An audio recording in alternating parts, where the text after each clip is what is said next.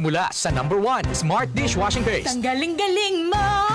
Smart dishwashing paste ko. Pritong ulam na masebo, plato at kaldero.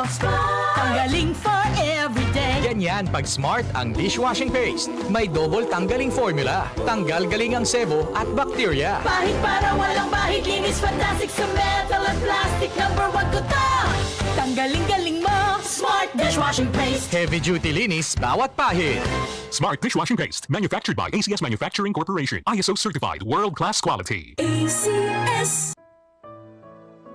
Pagbasa sa Aklat ng Kawikaan, Kabanata 11, Talata 1 hanggang 31. Kasuklam-suklam kay Yahweh ang timbangang may daya, ngunit kasiyahan naman ang timbangang tama. Kahihiyan ang laging dulot ng kapalaluan, ngunit pagpapakumbabay, nagbubunga ng karunungan. Ang tuntunin ng matuwid ay katapatan, ngunit ang masamay wawasakin ng kanyang kataksilan. Walang halaga ang yaman sa araw ng kamatayan, ngunit ang katuwiran ay naglalayo sa kapahamakan. Mas panatag ang landas ng tapat ang pamumuhay, ngunit nabubuwal ang masasama sa sariling kabuktutan. Ang katuwiran ng mga matuwid ang nagliligtas sa kanya, ngunit ang masama ay bilanggo ng kanyang masamang nasa. Ang pag-asa ng masama ay kasama niyang pumapanaw. Ang umasa sa kayamanan ay mawawalang kabuluhan. Ang matuwid ay inilalayo sa bagabag, ngunit ang masama ay doon bumabagsak. Ang labi ng walang Diyos sa iba ay mapanira, ngunit ang dunong ng matuwid ay nagliligtas ng kapwa. Kapag ang matuwid ay pinagpapala, ang bayan ay nagagalak, ngunit higit ang katuwaan kapag ang masamay napapahamak. Dahil sa salita ng matuwid, ang bayan ay tumatatag,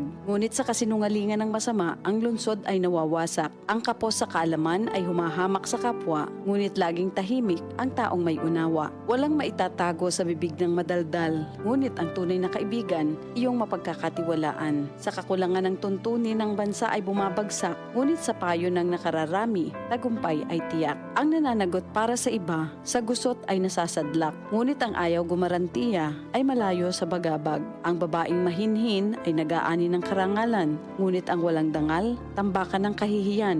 Lagi sa kahirapan ang taong tamad, ngunit masagana ang buhay ng isang masipag. Ang taong mabait ay nag-iimpok ng kabutihan, ngunit winawasak ng marahas ang sarili niyang buhay. Anuman ang anihin ng masama ay walang kabuluhan, ngunit ang gawang mabuti ay may pagpapalang taglay. Ang taong nasa matuwid ay makasusumpong ng buhay, ngunit ang landas ng masama ay patungo sa kamatayan. Ang kaisipang masama kay Yahweh ay kasuklam-suklam, ngunit ang lakad ng matuwid kay Yahweh ay kasiyahan. Ang taong masamay di makaliligtas sa kaparusahan, ngunit hindi maaano ang nabubuhay sa katwiran. Ang magandang babae ngunit mangmang naman ay tila gintong singsing sa nguso ng baboy.